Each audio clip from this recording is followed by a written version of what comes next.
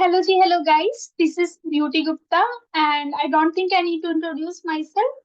But those who don't know me, my name is Beauty Gupta, and I'm from NLU Delhi, and I'm going to be a family law instructor at LUMI. So, without wasting much time, let's get started. So, today we are going to study co-partnership. तो जिनको जिनको अपने family के अपने parents की property में हिस्सा चाहिए वो इस लेक्चर को बहुत ध्यान से सुनेंगे और जिनको नहीं चाहिए वो बस एग्जाम में अच्छे करने के लिए इस लेक्चर को ध्यान से सुनेंगे। ठीक है, वैसे चाहिए तो सबको ही। Anyway let me share my screen. मैं अपनी स्क्रीन शेयर करती हूँ guys. Yeah so this is what we are going to discuss. ठीक है, कोपार्शनरी का पूरा कंसेप्ट हम लोग डिस्कस करेंगे। तो इस वीडियो में हम लोग क्या पढ़ेंगे? इस वीडियो में हम लोग मेनली कोपार्शनरी पढ़ेंगे। कोपार्शनरी क्या चीज होती है। दूसरा हम लोग पढ़ेंगे इंसिडेंट्स क्या है कोपार्शनरी के। तीसरा हम लोग मोरू विश्वनाथ का केस देखेंगे। मोरू विश्वनाथ का केस आपके सिलेबस में है। चौथा हम लोग राइट ऑफ कोपार्शनर डिस्कस करेंगे। और पांचवा हम लोग डिफरेंस देखेंगे ज्वाइंट हिंदू फैमिली और कोपार्शनरी में क्या क्या अंतर है। टू बी वेरी क्लियर, जिन्होंने ज्वाइंट हिंदू फैमिली की मेरी पहली वाली वीडियो नहीं देखी है, आई वुड रिक्वेस्ट कि उससे पहले देख ले। बाकी अगर जिनको आती है ज्वाइंट हिंदू फैमिली वो यहीं से कंटिन्यू कर सकते हैं। ठीक है, नेक्स्ट स्लाइड। बेटा गाइस, इसको मैं मिटा लूं गाइस।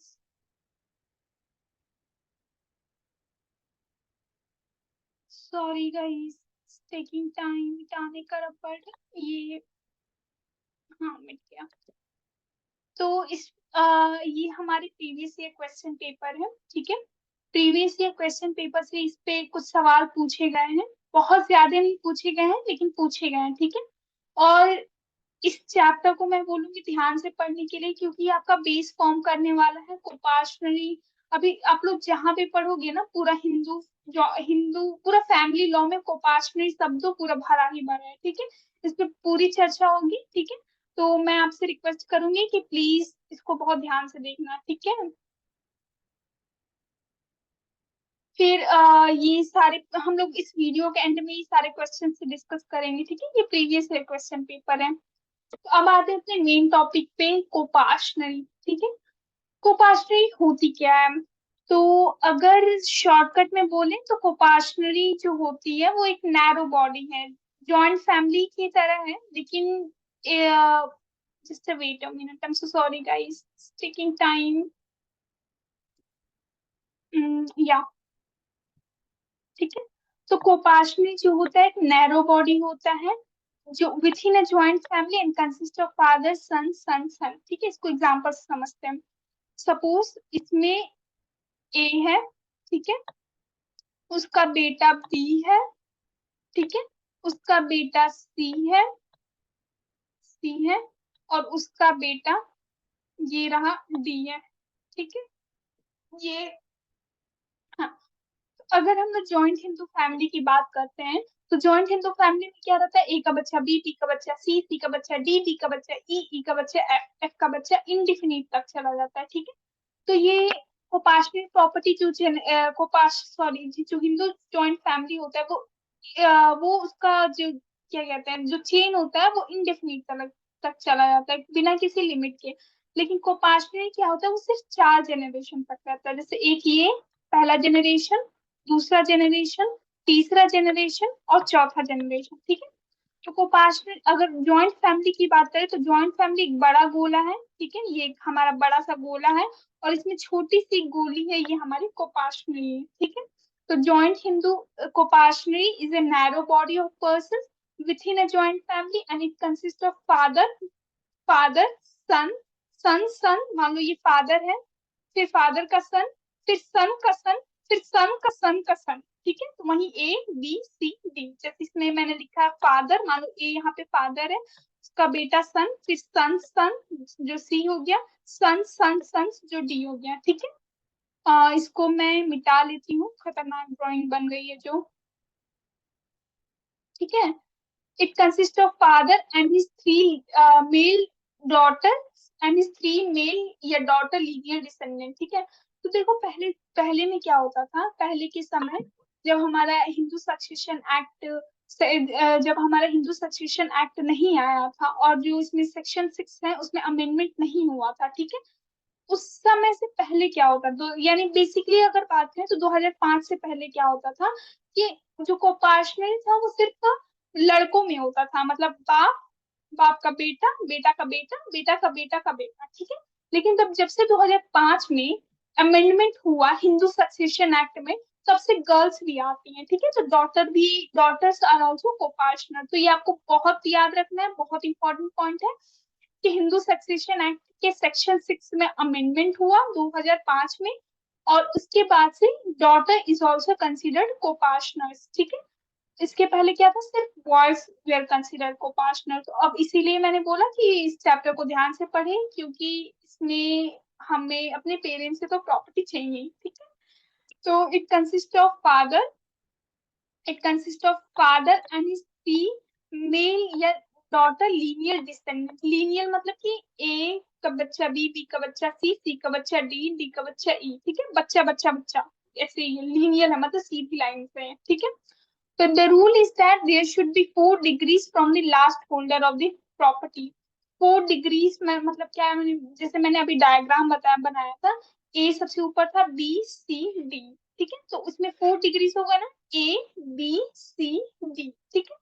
तो ये 4 डिग्रीज होगा। और यहाँ से आपका हिंदू जॉइंट फैमिली में जो था उसमें क्या होता था कि इंडेफिनिट तक चला जाता था, ए का बच्चा बी, बी का बच्चा सी का बच्चा, डी का बच्चा ई का बच्चा, वो इंडेफिनिट तक जाता था, ठीक है। तो इसको मैं मिटा लूंगी, फिर हम नेक्स्ट स्लाइड पे मूव करेंगे। या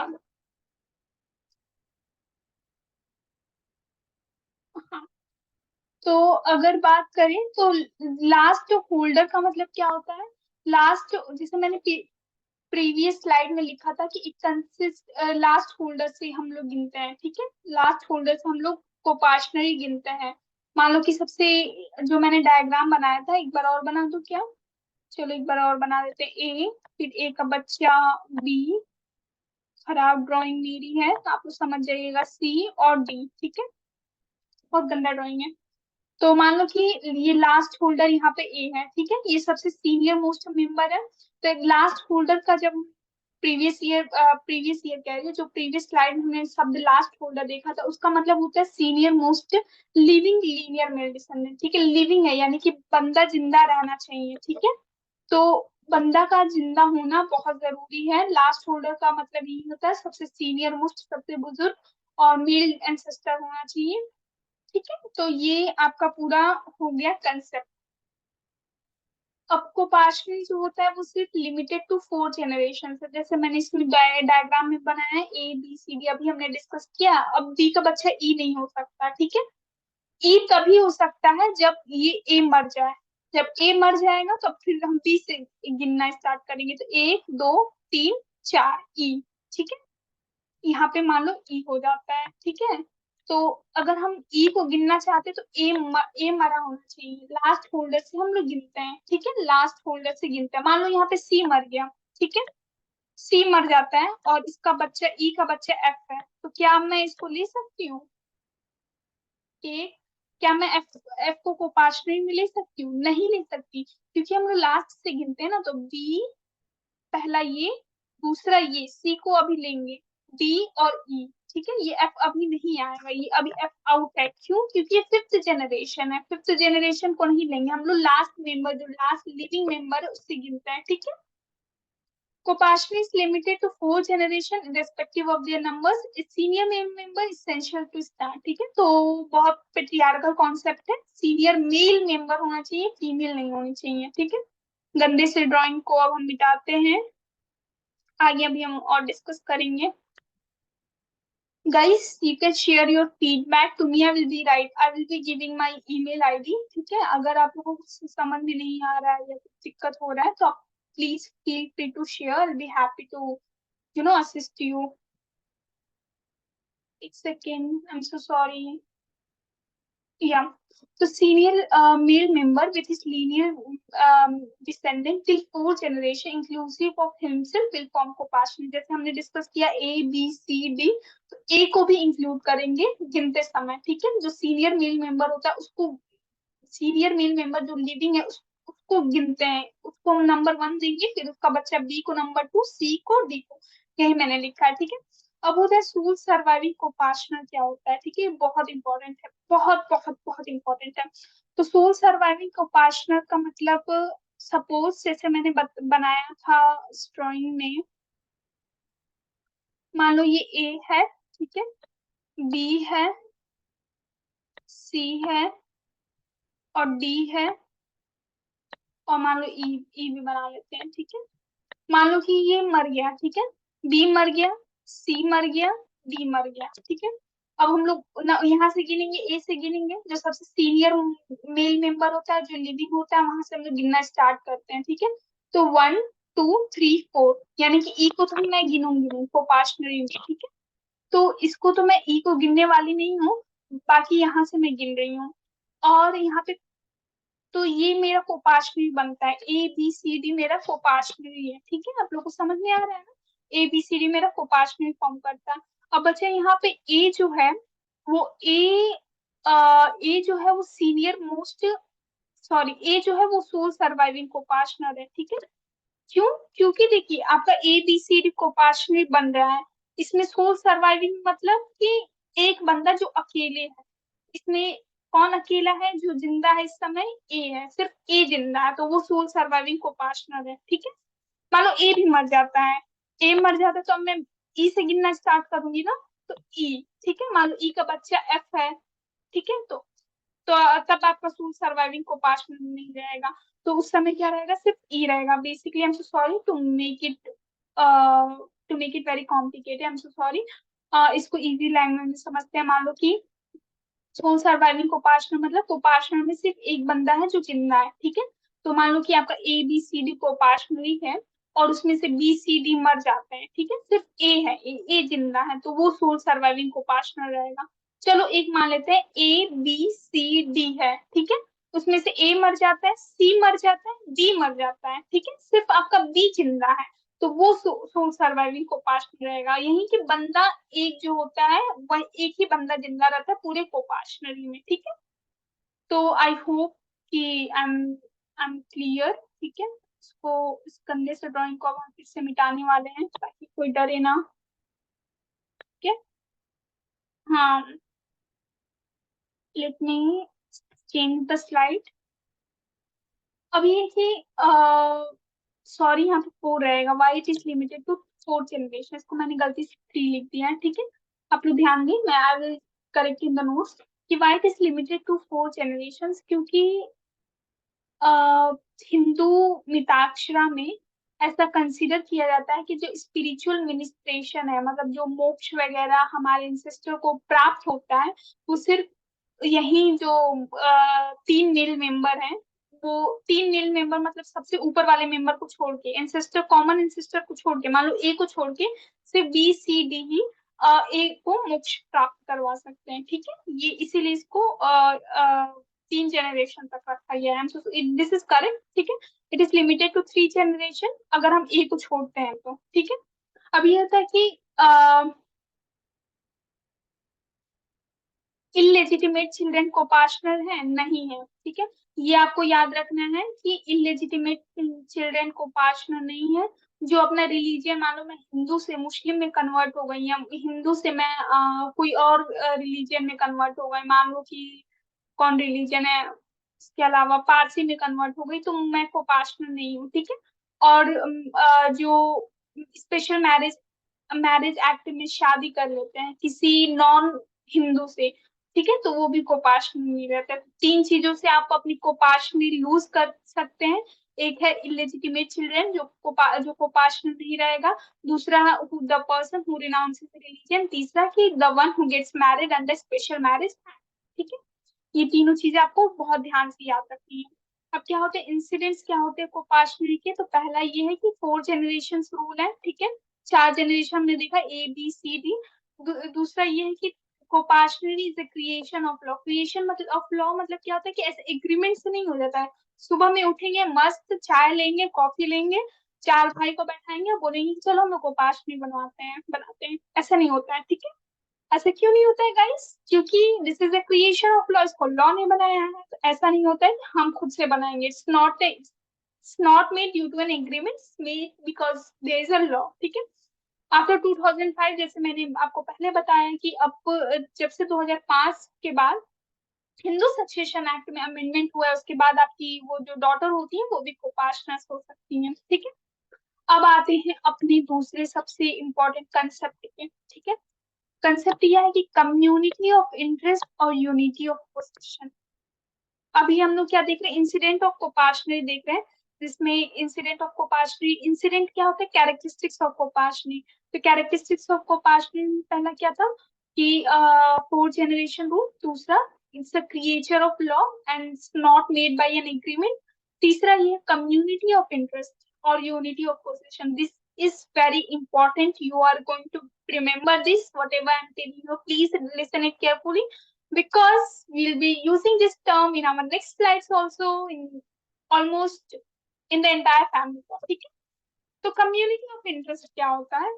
तो द इसमें होता है कि मान लो कि ए है, बी है, ठीक है, सी है और डी है।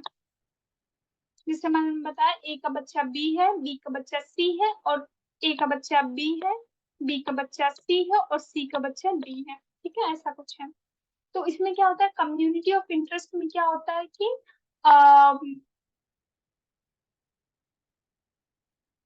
कम्युनिटी ऑफ इंटरेस्ट में क्या होता है कि ownership of the property is vested in the entire group of कोपाशन।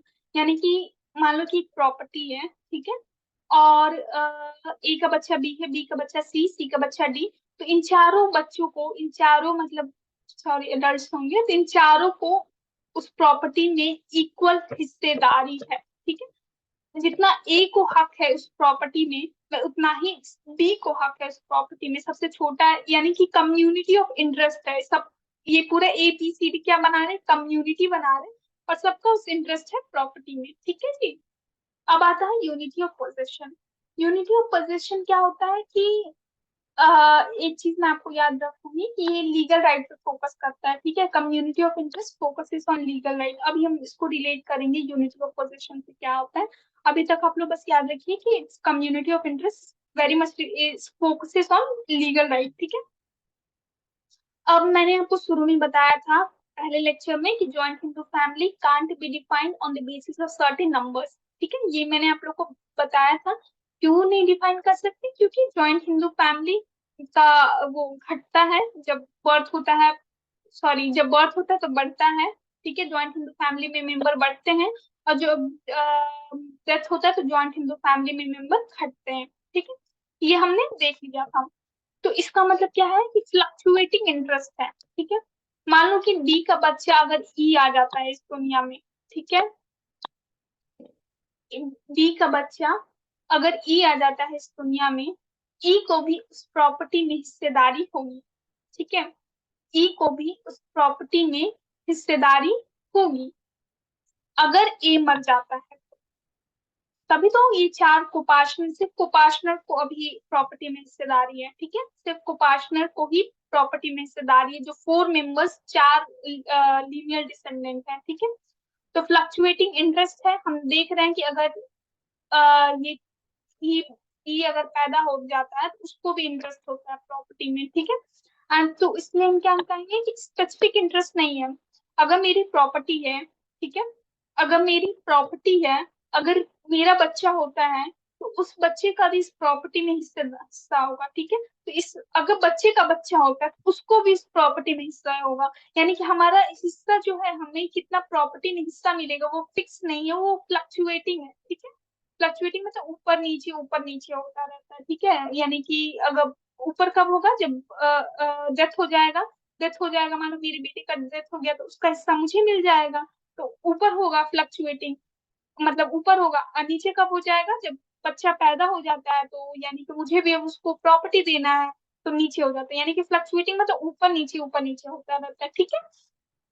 तो एक तो क्या होता है कि फ्लक्चुएटिंग इंटरेस्ट होता है और स्पेसिफिक इंटरेस्ट नहीं है, ठीक है। enlarged by death in the family and diminished by birth in the family, ठीक है। All coparcener possesses the property jointly, जैसे हमने देखा था कम्युनिटी ऑफ इंटरेस्ट में कि एबीसीडी क्या है, एबीसीडी एक कम्युनिटी है, सबको हिस्सा है प्रॉपर्टी में, ठीक है। All coparcener this is same as community of interest. All co-partner possesses the property jointly and no part of the property is individually possessed by any co-partner, ठीक है। यानी कि ए बी सी डी की बात करें तो D को अकेले इस प्रॉपर्टी में हिस्सा नहीं है, ठीक है, ए बी सी डी सबको हिस्सा है। तो देखो अगर सिंपल शब्दों में छोटे से चीजों में बात करें तो community of interest is very much similar to unity of possession. Unity of possession यानी कि अगर ए बी सी डी चारों को हिस्सा है उस प्रॉपर्टी में, मतलब चारों का कम्युनिटी ऑफ इंटरेस्ट है, ग्रुप इंटरेस्ट है प्रॉपर्टी में, यानी कि चारों का इंडिविजुअल इंटरेस्ट भी है। तो हम यहाँ पे यूनिटी पे फोकस कर रहे हैं, ए बी सी डी सबको हिस्सा है, तो ए को भी हिस्सा है, बी को भी। यहाँ पे यूनिटी ऑफ पोजीशन में क्या कर रहे हैं, हम इंडिविजुअल मेंबर पे फोकस कर रहे हैं, ठीक है। तो जो यूनिटी ऑफ पोजीशन होता है वो ज्यादा फिजिकल पोजीशन पे आपका फोकस करता है, ठीक है। और जो कम्युनिटी ऑफ इंटरेस्ट होता है वो आपका लीगल राइट पे ज्यादा फोकस करता है, ठीक है। तो दुनिया भर की चीजें लेक्चर जाए बाहर में, ठीक है, एक लाइन में समझते हैं। कम्युनिटी ऑफ इंटरेस्ट मतलब ए बी सी डी जो है सबको हिस्सा होगा, ए को हिस्सा होगा, बी को हिस्सा होगा, सी को हिस्सा होगा, डी को हिस्सा होगा, ठीक है। कम्युनिटी है, सबका ग्रुप एज ए ग्रुप हिस्सा है, ठीक है।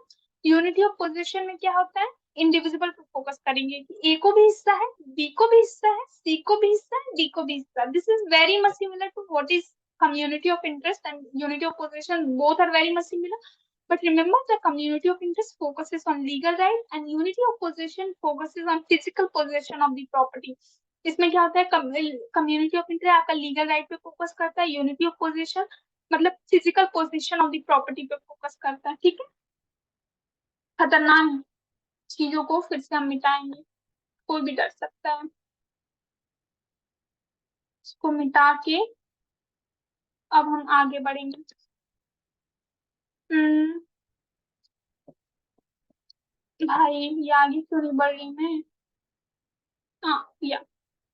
तो अभी हमने देखा ये दो कम्युनिटी ऑफ, ये अभी हम लोग क्या कर रहे हैं, कैरेक्टरिस्टिक्स ऑफ कोपार्शनल प्रॉपर्टी डिस्कस कर रहे हैं। जैसे हमने पहले क्या डिस्कस किया था, फोर जनरेशन रूल, दूसरा हम लोग क्रिएचर ऑफ लॉ देखे थे, तीसरा हम लोग कम्युनिटी ऑफ इंटरेस्ट, चौथा यूनिटी ऑफ पोजीशन देखे थे, और पांचवा हम लोग देखेंगे,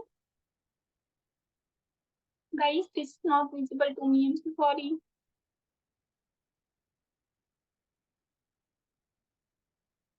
कलेक्टिव इंजॉयमेंट, ठीक है।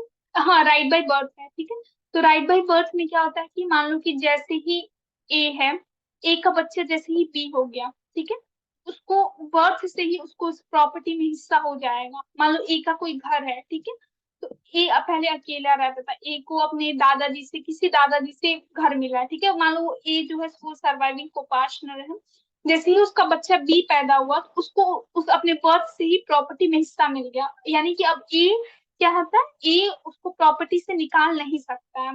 मान लो बी का बच्चा सी हो गया, ठीक है, तो सी को भी अपने बर्थ से ही उस प्रॉपर्टी में हिस्सा हो गया, ए की प्रॉपर्टी में। सी का बच्चा डी हो गया, तो जैसे ही डी पैदा हो गया उसको प्रॉपर्टी में हिस्सा हो गया। जैसे हम होते हैं पैदा, हाँ हाँ, तो जैसे ही हम पैदा होते हैं हमें अपने पेरेंट्स की प्रॉपर्टी में वो हो जाता है, क्या होता है, इंटरेस्ट क्रिएट हो जाता है, ठीक है। तो चूंकि देखो ये हम लोग इंसेस्ट्रल प्रॉपर्टी से डिस्कस कर रहे हैं, कोपार्शनली मतलब क्या होता है, इंसेस्ट्रल प्रॉपर्टी होती है, ठीक है।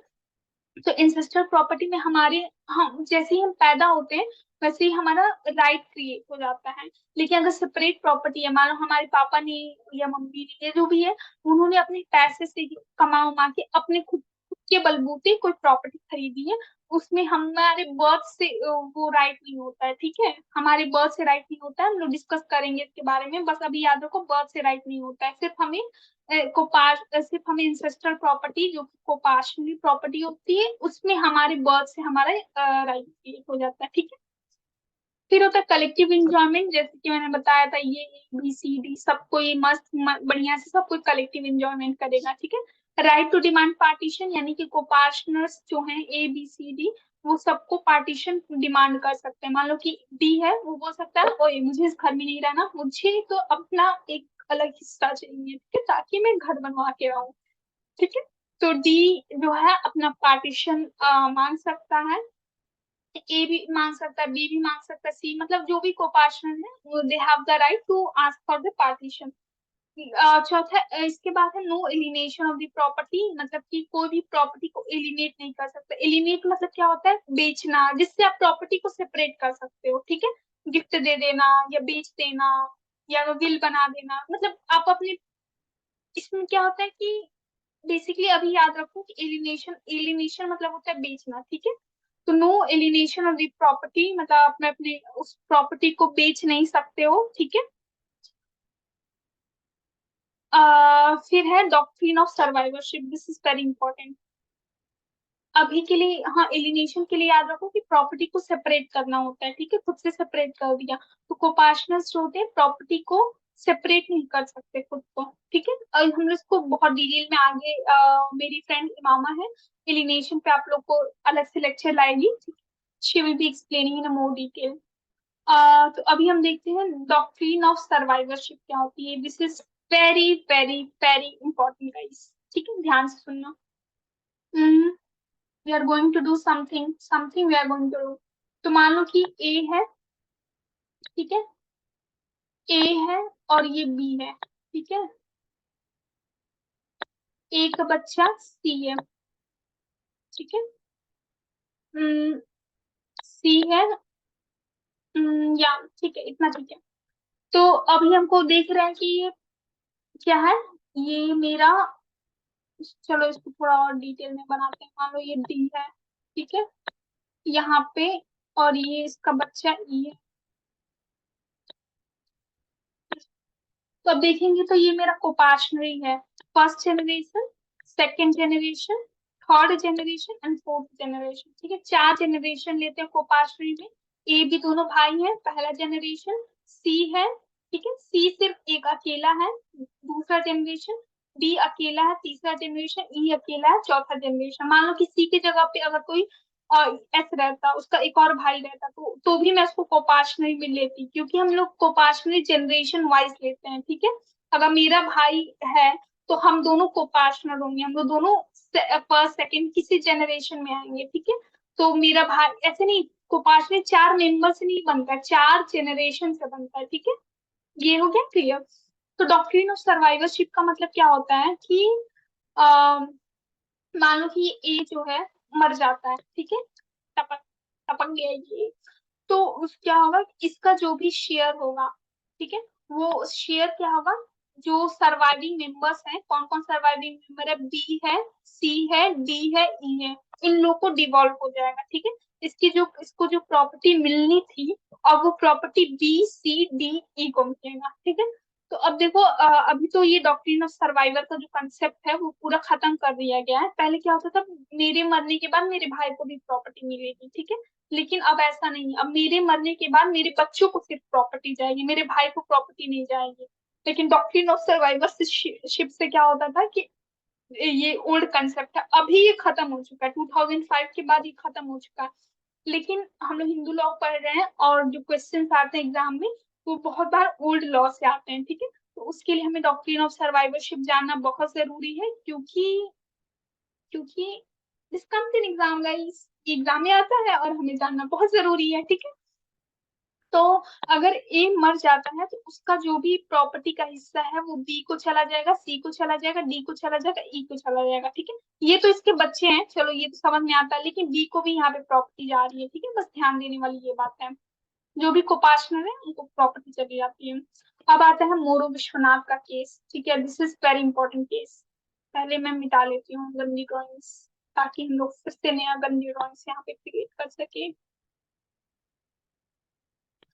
मोरू विश्वनाथ के केस में क्या होता है कि इसमें इसमें क्या होता है, लेट मी मेक, हाँ देखो बच्चों, इसमें जो है मैं सिर्फ प्रिंसिपल लिखी हूँ। मैं आप लोग को केस समरी दूंगी, ठीक है, नोट्स अलग से प्रोवाइड करूंगी, इसमें फैक्ट इशू जजमेंट वगैरह लिखा रहेगा, ठीक है। मैं अभी आपको ऐसे फैक्ट एक्सप्लेन कर देती हूँ, लेकिन अगर आप एग्जाम में ये प्रिंसिपल लिखते हो तो मुझे लगता है कि आपको बहुत अच्छे मार्क्स मिल सकते हैं, ठीक है, मिल जाएंगे, क्योंकि मैं तो प्रिंसिपल ही लिख के आती थी अपने एग्जाम में। तो मोरू विश्वनाथ वर्सेस गणेश, इस केस में क्या हुआ था कि ए है, ठीक है। उसका बच्चा बी है, उसका बच्चा सी है, उसका बच्चा डी है, ए का बच्चा, इसके दो बच्चे हैं, ठीक है, मान लो कि ये एक्स है, ठीक है, ए का एक बच्चा है एक्स है। अब क्या होता है कि ये बंदा, ये डी और ई भी है, ठीक है, ठीक है। इस केस में क्या होता था कि क्या जो बंदा है जो फिफ्थ जनरेशन में आता है, क्या ये प्रॉपर्टी में हिस्सा मांग सकता है या नहीं? तो कोर्ट ने बोला था कि देखो, ये आपका प्रॉपर्टी में हिस्सा नहीं मांग सकता। क्यों नहीं मांग सकता? क्योंकि ये फिफ्थ जनरेशन का ना, गोपाल देखो, फर्स्ट जनरेशन ये, दो, तीन और चार, ये जो है फिफ्थ जनरेशन का, तो ये को पांचवे में नहीं आता है, ठीक है, तो ये आपका हिस्सा नहीं मांग सकता। लेकिन कोर्ट ने बोला था कि अगर हम लोग ये जनरेशन काउंट कर रहे हैं तो ए को जिंदा होना बहुत जरूरी है, ठीक है, मान लो ए नहीं है तो हम यहाँ से फर्स्ट जनरेशन लेंगे, यहाँ से लेंगे, तो एक, दो, तीन और चार, तो अब ई आपका मांग सकता है हिस्सा, ठीक है। तो कोर्ट ने बोला था कि देखो, अगर ए मर गया है तो कोई बात नहीं, तब हम ई को, जो फिफ्थ जनरेशन में आता है, उसको हिस्सा नहीं देंगे, लेकिन अगर ए जिंदा है तो उसको हम हिस्सा देंगे, ठीक है। तो मोरू विश्वनाथ ने क्या हुआ था, देखो, person is limited to 4 degrees of descendant from the last holder मतलब ए जो है, जो सर्वाइविंग मेल को पार्टनर है, as person within that limit can demand partition by virtue of the right by birth, and it is the right to demand partition which determines the right to take by survivorship, यानी कि जो with in 4 generation है, सिर्फ वो partition के लिए demand कर सकता है, ठीक है। तो इस मेन प्रिंसिपल है कि जो विथ इन 4 डिग्रीज अगर आप आते हो तो ठीक है, वेल वेल एंड गुड, आप पार्टीशन डिमांड कर सकते हो कि मुझे तो हिस्सा चाहिए जिंदगी में। अब आते हैं फिर नेक्स्ट स्लाइड पे। हम्म, तो राइट्स ऑफ कोपार्शन क्या है, इसको हम लोग जल्दी जल्दी डिस्कस कर लेते हैं। तो right by birth in the property है, ठीक है, कि पैदा होते ही कोपार्शन को प्रॉपर्टी में हिस्सा मिलता है अगर वो विथ इन 4 डिग्रीज है। राइट ऑफ कॉमन ओनरशिप, जैसे मैंने बताया था, ए बी सी डी है, ए का बच्चा बी का बच्चा सी का बच्चा डी, तो सबको पास कॉमन ओनरशिप रहता है। राइट ऑफ सर्वाइवरशिप, जैसे मैंने बताया कि मान लो कि ए का भाई बी है, ठीक है, फिर ए का बच्चा, ए का भाई बी है, ठीक है, फिर ए का बच्चा एक्स है, एक्स का बच्चा वाई, अगर ए मर जाता है तो उसकी प्रॉपर्टी जो भी सर्वाइविंग को पार्टनर है उनको डिवॉल्व हो जाती है, यानी कि ए के भाई को भी डिवॉल्व हो जाएगी प्रॉपर्टी, उसको भी हिस्सा मिलेगा जो ए को मिलने वाला था। Right to call for accounts, right to ask for partition. Right to call for accounts मतलब क्या होता है, मान लो ए जो है पूरा प्रॉपर्टी संभाल रहा है, सबसे कॉमन इंसिस्टर वही है, ए बी सी डी में सबसे कॉमन इंसिस्टर, सबसे बुजुर्ग वही है, मान लो वो प्रॉपर्टी संभाल रहा है, ठीक है। तो अगर वो प्रॉपर्टी संभाल रहा है तो बी सी डी जो है उससे क्वेश्चन कर सकते हो, oh my god father, grandfather, how are you handling the property, ठीक है। तो वो क्वेश्चन कर सकते हैं कि आप प्रॉपर्टी को कैसे संभाल रहे हैं, हमें जानना है, ठीक है, दुनिया भर का क्वेश्चन तो पूछ ही सकते हैं। फिर right to ask for partition again, कि ए बी सी डी में से कोई भी जो भी को पार्टनर्स हैं वो पार्टीशन के लिए मांग सकते हैं हिस्सा। राइट टू जॉइंट पोजेशन, ठीक है, सब जॉइंट पोजेशन और इंजॉयमेंट है, सबको जॉइंट पोजेशन है, ए बी सी डी सबको जॉइंट पोजेशन है। Right to renounce it interest है, मान लो कि ए बी सी डी है, ठीक है, तो डी बोल सकता है कि मैं प्रॉपर्टी में से हिस्सा नहीं लूंगा, ठीक है, ऐसे बोल सकता है। तो ही हैज ड राइट, जितना उसको लेने का हक है उसको वॉलेंटरली रिनाउंस करने का भी हक है, ठीक है, वो रिनाउंस मतलब त्याग देता है, ठीक है। तो ये डी अपनी प्रॉपर्टी त्याग भी दे सकता है, या और भी कोई भी को पार्टनर अपनी प्रॉपर्टी त्याग देता है, त्याग दे सकता है अगर उसका मन है, वैसे मन किसी का नहीं होता। यानी राइट टू रिस्ट्रेन या अनऑथराइज्ड एक्ट, मतलब कि मान लो कि ए जो है वो एक दिन सुबह में उठता है, बोलता है आज से मैं पूरी प्रॉपर्टी बेच दूंगा, ठीक है, उसको पता है कि बी का भी हिस्सा है इस प्रॉपर्टी में, सी का भी हिस्सा है, डी का भी हिस्सा है, ठीक है, लेकिन वो बोलता है कि मैं तो इस प्रॉपर्टी को पूरा बेच दूंगा क्योंकि मुझे बहुत ज्यादा पैसे मिल रहे हैं। तो ए सुबह उठता है और प्रॉपर्टी बेच देता है, ठीक है, तो ये अनऑथराइज्ड एक्ट है। और ये जो बी सी डी है, जो ए के बच्चे बी, उसके सी और डी, ठीक है, वो क्वेश्चन कर सकते हैं ए से, है ना। Right to challenge unauthorised alienation, ये बी सी डी जो है वो चैलेंज कर सकते हैं कोर्ट में कि हमारे जो father, grandfather, great great grandfather जो भी किए प्रॉपर्टी को बेच दिए हैं उसको हम चैलेंज कर सकते हैं। Right to make self acquisition, मतलब कि ए बी सी डी सबको ये राइट है कि वो अपनी अपने हिसाब से प्रॉपर्टी खरीद सकते हैं। ठीक है guys, I need to do something, I need to erase it. ठीक है, या guys, this is very important. I have seen a lot of questions have been asked with respect to this chapter, the difference between the joint Hindu family and co-patrilineal. I'm going to request you to please, please, please see these things very carefully. तो joint Hindu family और कोपार्शनल में अंतर क्या है? पहला ये कि existence through birth, marriage and adoption. ठीक है, तो ज्वाइंट हिंदू फैमिली का जो एक्सिस्टेंस होता है वो बर्थ के जरिए होता है, मैरिज की तरह, और एडॉप्शन। ठीक है, इन तीनों की वजह से होता है। मान लो कि मेरा भाई है, ठीक है, मेरी भाई की शादी हो गई, उसकी बीवी आई, तो उसकी जो बीवी आएगी वो भी ज्वाइंट हिंदू फैमिली का हिस्सा बन जाएगी। ठीक है, मेरे भाई की जो बच्चा हुआ, ठीक है, वो भी ज्वाइंट हिंदू फैमिली का हिस्सा बन गए। लेकिन कोपाश्री में क्या होता है, this existence comes only through birth, यानी कि मेरे भाई का जो बच्चा हुआ है वो सिर्फ क्या कहते हैं वो कोपार्टनर होगा। ठीक है, मेरे भाई की बीवी कोपार्टनर नहीं होगी। ठीक है, तो क्यों? क्योंकि वो मैरिज से आई है। हम कोपार्टनर में सिर्फ right comes only through birth. ठीक है, ज्वाइंट हिंदू फैमिली में मैरिज कर लो, बर्थ कर लो, एडॉप्शन कर लो, कुछ भी हो सकता है। लेकिन कोपार्टनरी में सिर्फ ये राइट बर्थ से आती है, एंड सेकंड एडॉप्शन से आती है जब वैलिड एडॉप्शन होता है। ठीक है, आप लोग शायद सॉरी आप लोग पिछले फैमिली लॉ वन में पढ़े होंगे कि वैलिड अडॉप्शन कैसे होता है। ठीक है, तो वैलिड अडॉप्शन से भी कोपार्शनरी आ सकती है। ठीक है, इनडेफिनिट जनरेशन, जैसे मैंने बताया था कि ए का बच्चा बी, बी का बच्चा सी, सी का बच्चा डी, डी का बच्चा ई, ई का बच्चा एफ, एफ का बच्चा जी, सॉरी।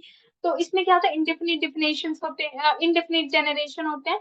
लेकिन coparcenary is just limited to 4 generation, A का बच्चा बी, बी का बच्चा सी, सी का बच्चा डी। ठीक है, एक सेकेंड, एक मैं again I want to make it very clear guys. मान लो कि इस पर थोड़ा अलग लेते हैं। मान लो एक्स है, एक्स का भाई है वाई। ठीक है, एक्स का बेटा है जेड, वाई का बेटा है क्यू। ठीक है, जेड का बच्चा है आर, क्यू का बच्चा है एस, आर का बच्चा है टी, एस का बच्चा है यू। ठीक है, this is see this entire. इसमें क्या होगा कि ये पहला जनरेशन हो गया, ये दूसरा जनरेशन हो गया, ये तीसरा जनरेशन हो गया, ये चौथा जनरेशन हो गया। ठीक है, इसमें क्या होंगे कि सारे कोपार्टनर्स हैं। ठीक है, coparcener is not limited to 4 people, coparcenary means 4 generations. ठीक है, ये बहुत बार गलतियां हम लोग कर देते हैं, लेकिन आप लोग को ध्यान रखना है। ओके, खतरनाक ड्राइंग को फिर से मिटाएंगे, कुछ भी हो सकता है। या विल मूव फॉरवर्ड। अभी तक I hope I am clear. फिर ज्वाइंट हिंदू फैमिली जो होता है can be joint Hindu family can exist without coparcener. ठीक है, मान लो कि मेरा भाई है, उसकी बीवी है। ठीक है, वो दोनों जॉइंट हिंदू फैमिली बना रहे हैं, उनका कोई बच्चा नहीं है, तो भी वो जॉइंट हिंदू फैमिली है। लेकिन कोपार्टनर क्या होता है, it can't exist without joint Hindu family. ठीक है, तो अगर मेरे भाई का कोई बच्चा डी है तो उसके लिए क्या होना चाहिए, ज्वाइंट फैमिली तो होना चाहिए ना। बच्चा कहाँ से आया, बच्चा तो ज्वाइंट फैमिली से आया है ना। तो coparcenary can't exist without joint Hindu family, but a joint family can exist without coparcenary. एक सेकेंड, हाँ, it's correct, whatever I written on slides correct. फिर होता है कि in a joint family members can be added by birth. I have repeated the same thing. ठीक है, I am so sorry, ये सेम चीज है कि जैसे मैंने बताया बर्थ एडॉप्शन और मैरिज से हो सकता है, और कोपार्शनरी में क्या हो सकता है, सिर्फ बर्थ या वैलिड एडॉप्शन से हो सकता है। कोई पर्सन मैरिज से नहीं बन सकता। तो इसमें क्या होता है, प्लूरलिटी ऑफ मेंबर्स एग्जिस्ट, यानी कि ज्वाइंट हिंदू फैमिली में आपका मेल भी हो सकता है, मेल और फीमेल दोनों ज्वाइंट हिंदू फैमिली का हिस्सा है। लेकिन कोपार्शनरी में सिर्फ मेल जो होते हैं वो हिस्सा होते हैं कोपार्टनर्स। लेकिन 2000 आपको ये भी एग्जाम में लिखना पड़ेगा, 2005 के बाद daughters can also be, daughters हुआ फीमेल कैन ऑल्सो बी कोपार्टनर।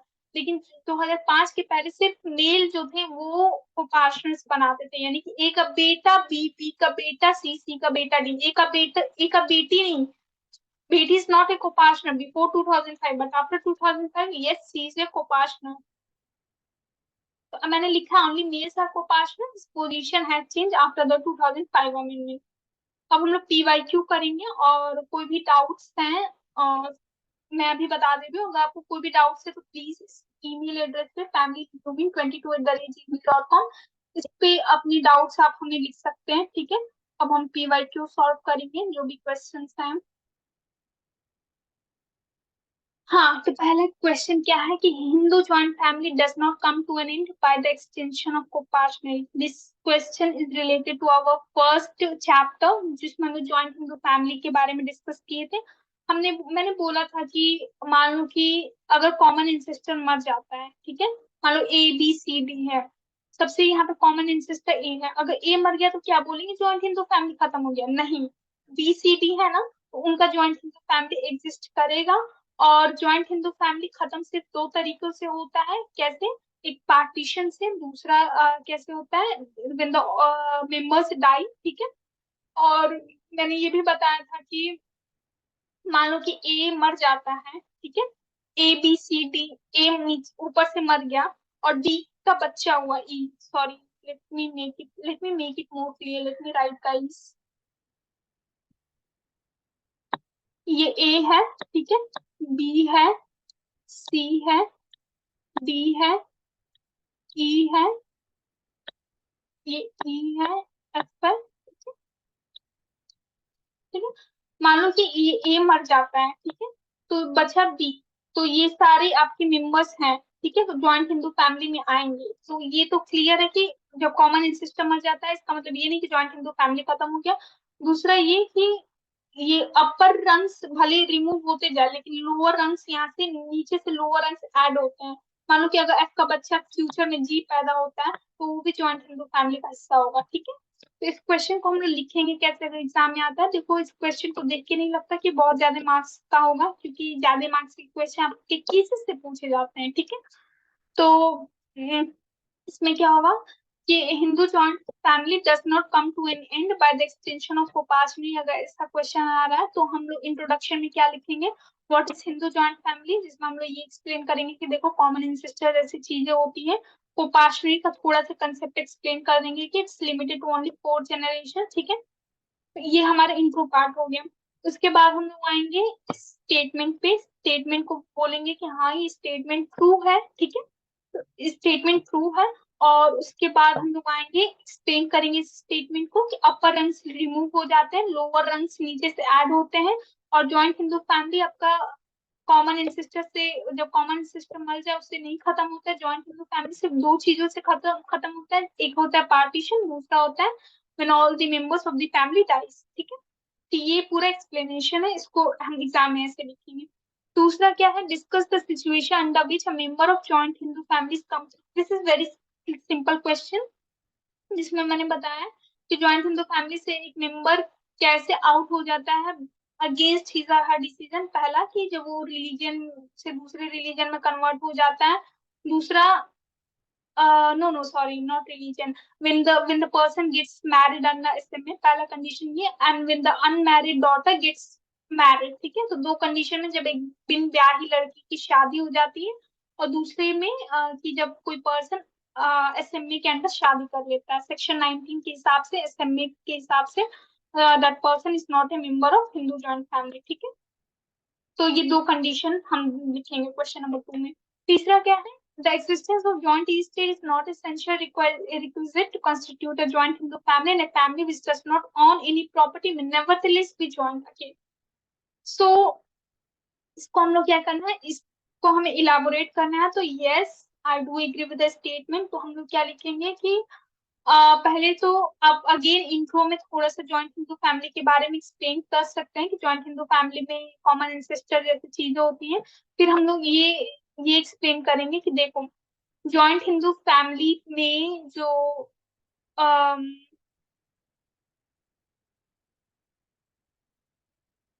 हाँ, इसमें हम लोग ये एक्सप्लेन करेंगे कि देखो फूड, स्टेट और एक और क्या था, वर्शिप।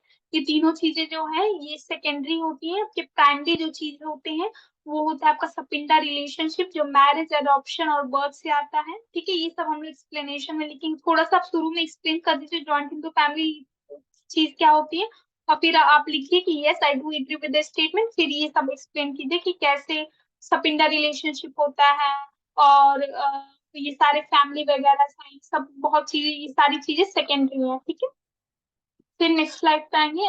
एक जो हमारा पिछला वाला क्वेश्चन था, पहला वाला क्वेश्चन, कि does not come to an end of coparcener, इसमें हम लोग एक केस भी डाल सकते हैं, वो लक्ष्मी नारायण वाला केस जो हमने अपने फर्स्ट स्लाइड में किया था, वो केस यहाँ पे एप्लीकेबल। उस केस में ये हेल्ड हुआ था कि अगर कोई मेंबर मर जाता है, इसका मतलब ये नहीं कि ज्वाइंट फैमिली खत्म हो गई। ठीक है, तो इस केस को भी आप लिख सकते हैं। पहले क्या करेंगे, थोड़ा सा कंसेप्ट एक्सप्लेन कर दीजिएगा इस केस में।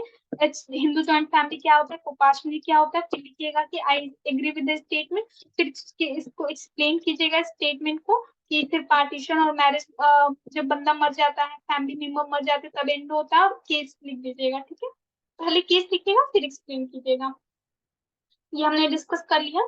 फिर आता है हमारा ये इम्पोर्टेंट, हाँ, तो हमें जॉइंट हिंदू फैमिली को डिस्टिंग्विश करना है फ्रॉम ए मिताक्षरा कोपाशनी। अभी मिताक्षरा जाए भाड़ में, इस वर्ड को भाड़ में रखिए। ठीक है, सिर्फ कोपाशनी ध्यान दीजिए।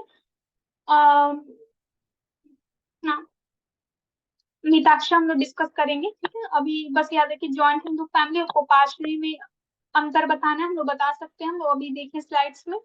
फिर सेम क्वेश्चन, ये दूसरा क्वेश्चन, अभी मैं इस पैरा वाले क्वेश्चन को एक्सप्लेन करूंगी, रिक्वायर सम टाइम। ठीक है, ये क्वेश्चन हम लोग कर सकते हैं, कोपार्शनरी और जॉइंट हिंदू फैमिली में डिस्टिंक्शन। ठीक है, तो ये दो क्वेश्चन सेम है, क्वेश्चन नंबर 4 और यहाँ पे 5 लिखना था। ये दोनों क्वेश्चन सेम है। ठीक है, पहला पार्ट। अब ये क्वेश्चन को हम लोग डिस्कस करते हैं। तो ये देखिए, ये पहला वाला, ये जो चीजें हैं ये आपके वहां से ली गई हैं, मोरोनाथ केस से। ठीक है, इस मोरोनाथ का केस मैं आपको डिटेल में दूंगी। ठीक है, तो इसमें इसमें जज ने ये बोला था कि देखो, ए बी सी डी ई, ई जो फिफ्थ जनरेशन है वो भी प्रॉपर्टी में हिस्सा मांग सकता है जब आपका ए जिंदा नहीं है। कोर्ट ने ये बेसिकली बोला था। ठीक है, तो इसको, पैराग्राफ को पढ़ेंगे। The rule which I deduct, I मतलब जज, deduct from the authorities on the subject is not that a partition cannot be demanded by one more than 4 degrees removed from the original owner of the property short to be divided। ये नहीं कि जो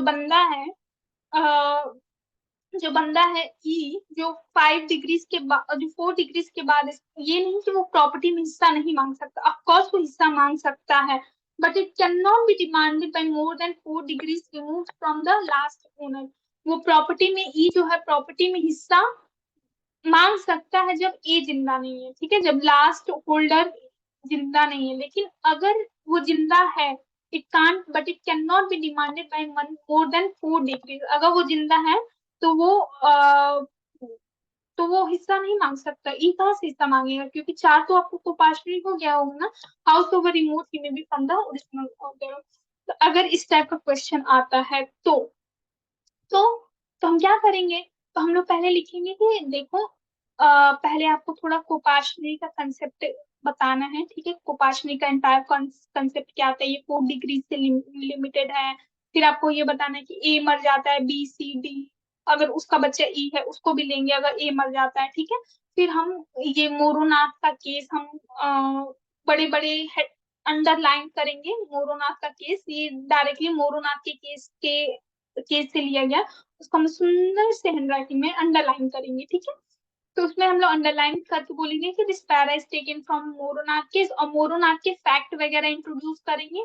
fact मैं आपको वो दूंगी summary वगैरह। ठीक है, उसमें उसके फैक्ट में यही बेसिकली है कि ए मर गया, बी सी डी जो जिंदा है, बी सी डी ई है, वो पार्टीशन मांग सकते हैं क्योंकि ए मर गया है। अगर ए नहीं मरा है तो ये हिस्सा नहीं मांग सकता, क्योंकि वो 4 जनरेशन के बाहर है। ठीक है, तो मोरोनाथ के केस में जो हुआ था उसमें ना 5th जनरेशन हिस्सा मांग रहा था, जबकि फिफ्थ जनरेशन हिस्सा मांग रहा था, कॉमन इंसेस्टर जिंदा था, मान लो ए जिंदा था और हिस्सा मांग रहा है, तो ऐसा नहीं हो सकता। ठीक है, तो ये बेसिकली मैं इसकी केस की समरी वगैरह दूंगी, तो आप वहां से देख लेना। ठीक है, तो बेसिकली इस क्वेश्चन को आपको ये लिखना है कि पहले थोड़ा सा कोपार्चनी का कंसेप्ट इंट्रोड्यूस करो, फिर इस केस को पूरा एक्सप्लेन करो, फिर लिखो कि I do agree with the statement वगैरह, और उसमें थोड़ा डायग्राम बना देना, ए का बच्चा B, B C D E, फिर ई मर जाता है, ए मर जाता है, तो वही जो मैंने बताया है। ठीक है, इसको एक बार और हम लोग कोपार्चनी का पूरा कंसेप्ट देखते हैं। ए बी सी डी ई, ठीक है, मान लो ये सी मर गया, क्वेश्चन ये है कि क्या ये ई हिस्सा मांग सकता है। तो जनरेशन वाइज होता है ना, मैं गिनूंगी, 1 2 3 4, ठीक है, तो 4 जनरेशन हो गया, भले ये सी मर गया लेकिन मैं गिनूंगी क्योंकि इसके ऊपर वाला मेंबर ऐसे जिंदा है सब। ठीक है, हम लोग लास्ट पर्सन से गिनते हैं ना, लास्ट कौन है, ए है, तो ई अभी हिस्सा नहीं मांग सकता। ठीक है, ई नहीं मांग सकता क्योंकि यहाँ पे ए नहीं मरा है, सबसे लास्ट जो पहला मेंबर है वो नहीं मरा है।